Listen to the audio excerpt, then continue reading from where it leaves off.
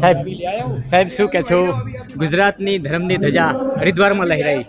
આ એ સદભાગ્ય છે ગુજરાતીઓ ધર્મ પ્રેમી છે, આધ્યાત્મ પ્રેમી છે.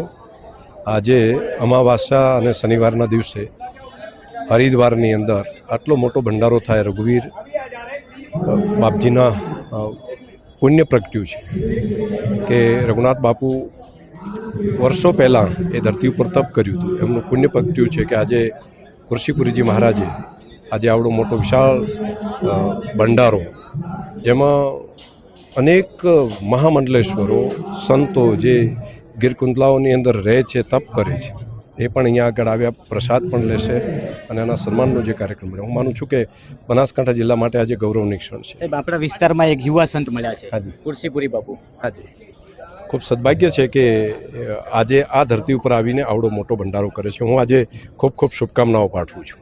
આપના દ્વારા પણ અહીંયા ઘણા બધા સંતોના દર્શન થયા છે. હા, હું ભાગ્યશાળી છું કે આટલા બધા સંતોનું કિસ્મતવાળા હોઈએ તો જ દર્શન થઈ શકે. જેમણે 2000થી વધારે આપણા વિસ્તારના લોકો અહીંયા પહોંચ્યા છે. બહુ બધા આપણો ભાવ જે છે, આધ્યાત્મ પ્રત્યેનો ભાવ જે છે એ પ્રજાજનોનો ખૂબ છે. જે બધા આવ્યા છે એમને પણ અભિનંદન, અને મા ગંગાની ગોદમાં આ સદભાગ્ય મળ્યું છે.